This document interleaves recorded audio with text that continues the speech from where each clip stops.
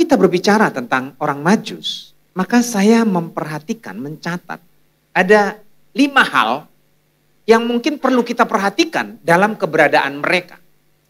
Yang pertama adalah mereka tidak diketahui secara pasti siapa mereka dan dari mana mereka datang.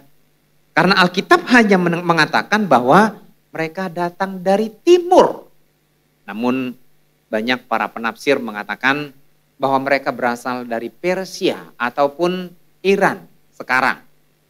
Dan memang oleh karena tradisi ini dan para penafsir meyakini ini, maka sampai hari ini salah satu gereja tertua yang didirikan pada zaman pemerintahan Bizantin di Bethlehem, yaitu gereja kelahiran atau nativity, itu masih ada peninggalan sejarahnya, di mana di situ ada foto-foto ataupun gambar-gambar orang-orang Majus yang berpakaian tradisi Persia. Tetapi yang jelas memang Alkitab tidak mengatakan dia dari Persia ataupun mungkin dari Iran sekarang. Hal yang kedua yang tidak diketahui adalah sebenarnya mereka berapa banyak orangnya. Kalau saya memperhatikan dalam tonel Natal, atau drama-drama Natal, biasanya kan selalu 3 orang ya. Bahkan kemarin saya mendapatkan surat edaran dari sinode, dari MPH, mereka juga masih mencatat di situ seperti 3 orang Majus. Saya sebenarnya kurang setuju Bapak Ibu. Karena Alkitab tidak pernah mengatakan 3 orang Majus datang dari timur. Tetapi itu hanya merupakan pemikiran mereka karena persembahan yang mereka bawa itu sebanyak 3 macam. Yaitu emas, kemenyan, dan mur. Tetapi kemudian dikonotasikan mereka 3 orang. Tapi itu menjadi satu misteri. Kita tidak tahu sebenarnya mereka berapa banyak yang datang. Tapi saya percaya bukan hanya 1 orang. Kenapa demikian? Karena ini adalah perjalanan yang sangat panjang dan butuh orang yang menemani. Tentu. Ya. Yang ketiga adalah keberadaan mereka itu sangat kontras sekali dengan para gembala. Karena 2 kelompok pertama yang sangat menonjol dalam menyambut peristiwa Natal adalah gembala, lalu kemudian orang Majus. Apa sih perbedaan mereka? Saya memperhatikan Bapak Ibu, orang Majus itu bukan orang Yahudi, bukan Yudaisme, bukan penganut agama Yahudi. Sedangkan para gembala adalah orang-orang Yahudi. Yang kedua, mereka adalah orang-orang berpendidikan ataupun orang-orang pinter. Kalau mereka bukan orang berpendidikan, mereka tidak akan pernah mengerti tentang arti ataupun ilmu perbintangan. Loh, kalau begitu orang Kristen harus percaya dong ilmu perbintangan. Nah, ada 2 sebenarnya yang berbeda di sini. Ada astronomi dan ada astrologi. Kalau astronomi itu adalah ilmu yang mempelajari tentang bintang-bintang. Sedangkan astrologi itu adalah horoskop, kayak ramalan gitu. Jadi itu yang tidak boleh, meramal. Contoh misalnya, hari ini, tanggal berapa ya? Tanggal 3 Desember. Bintang saya, bintang apa ya sekarang ya? Bintang Kejora. Apa ya? Scorpio. Wah, Scorpio. Lalu kemudian dicatat di situ, jangan keluar rumah, karena hari ini akan ada celaka. Menderita banget. Lalu kemudian, engkau sedang jatuh cinta, begitu sangat berat. Sehingga pikiranmu tidak lagi normal, berarti abnormal. Gitu kan? Lalu kemudian, oleh karena pemahaman ini, jangan keluar rumah, nggak bekerja dong. Ini susah, ini horoskop. Ya. Nah, berbeda dengan ilmu perbintangan tentang bintang di langit ataupun di jagat raya ini. Dan yang ketiga adalah mereka itu adalah orang-orang berduit. Sedangkan gembala itu kelas ekonomi ya nggak dianggaplah di masyarakat. Karena mereka hanya hidup untuk dan ternak mereka. Itu pun mungkin mereka digaji. Dan mereka jarang bergaul dengan lingkungan masyarakat. ataupun mungkin hidup pesta, ataupun mungkin hidup enak-enak. Nggak ada itu. Karena mereka hanya tinggal jauh di padang gurun, di padang rumput untuk menggembalakan kambing domba mereka. Tapi orang-orang Majus ini, mereka adalah orang-orang yang berduit. Kenapa? Kalau mereka nggak berduit, mungkin nggak memberikan 3 barang berharga ini. Emas.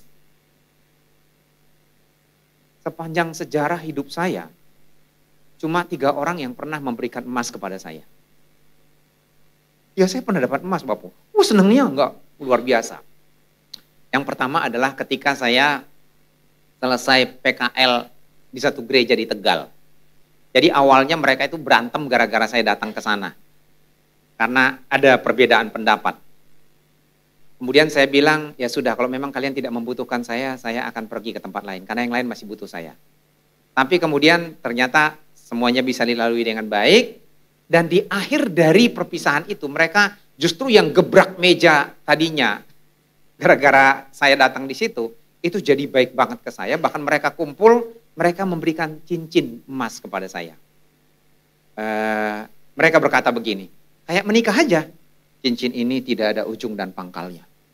Jadi kami berharap Walman tidak berakhir di sini, tidak ada berujung. Terus saya bilang gini, saya berdoa dulu. Ya namanya, saya tidak pernah berpikir untuk itu. Cincin itu akhirnya Bapak Ibu nggak ada lagi sekarang. Kenapa? Karena waktu saya beli rumah saya jual. Terus yang kedua adalah saya pernah dapat emas juga dari orang yang ya diberkati. Saya tidak menyebutkan namanya.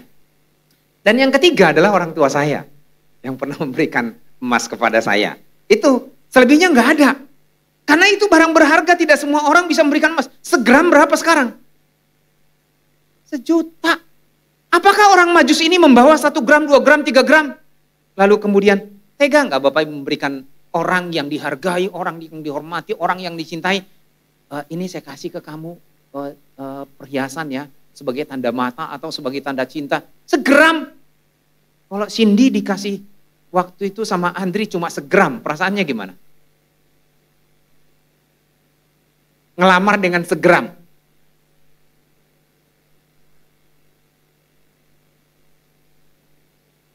Pasti bingung ya. Segram. Pelit amat. Apalagi cuma 70% karatnya. Segram. 500.000. Mungkin bingung, ini benar-benar cinta apa enggak sih? Segram. Nah, kalau kita ngelihat Bapak Ibu, kalau drama Natal, itu bukan segram Bapak Ibu. Segede karton, segede sepatu, kotak sepatu.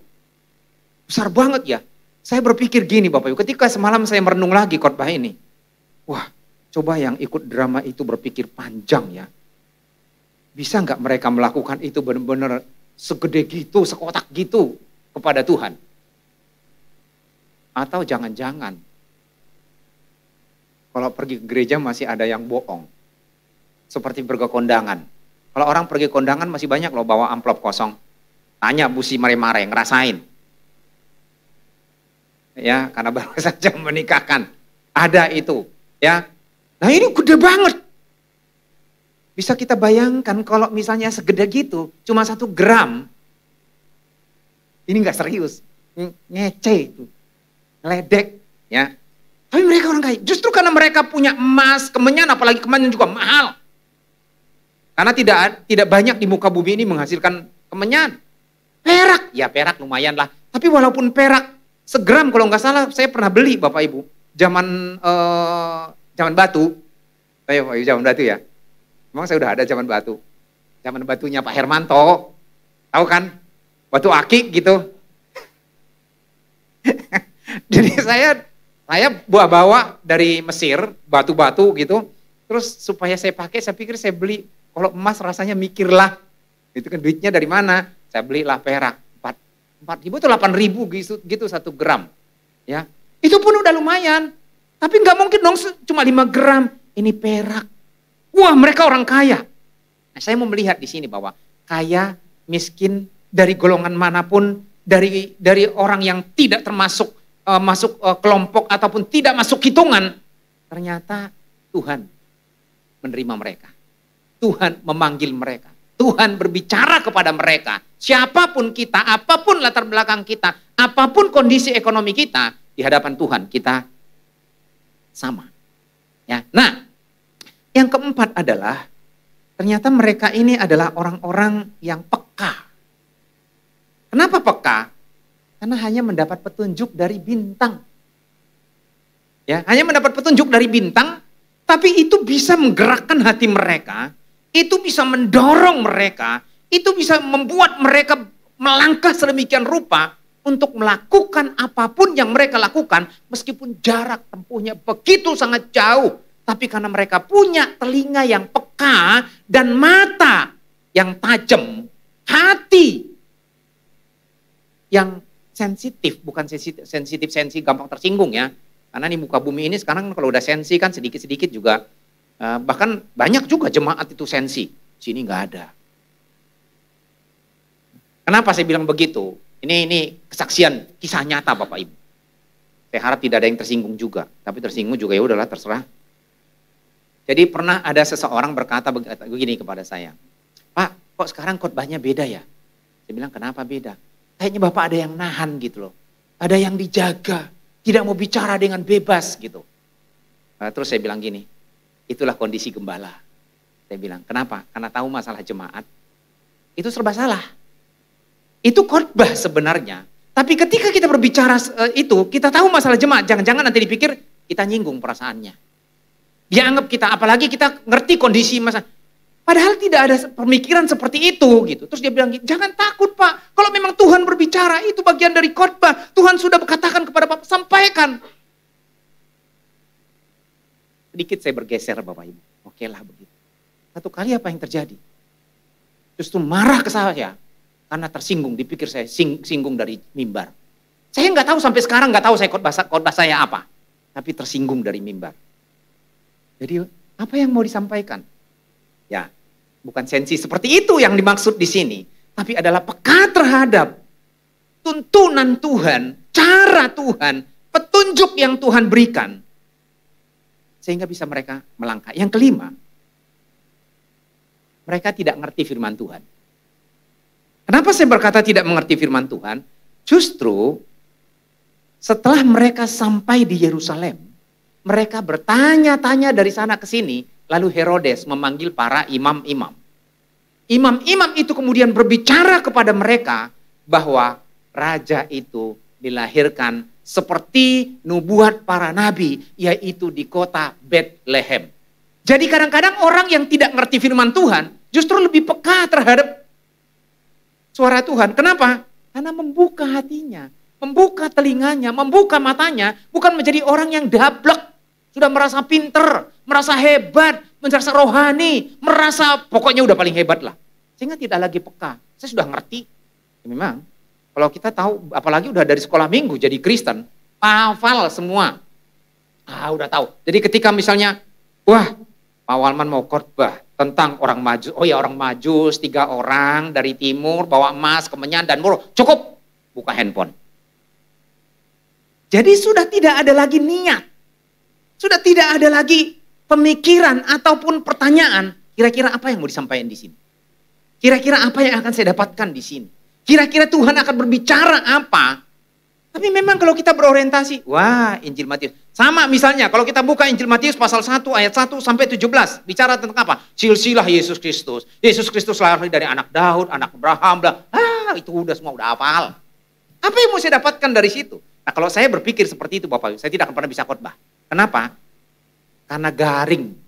Itu juga. Tetapi Tuhan bisa berbicara kepada kita, walaupun itu dalam ayat yang sama, tetapi dari konteks yang berbeda, Tuhan bisa memberkati kita. Nah,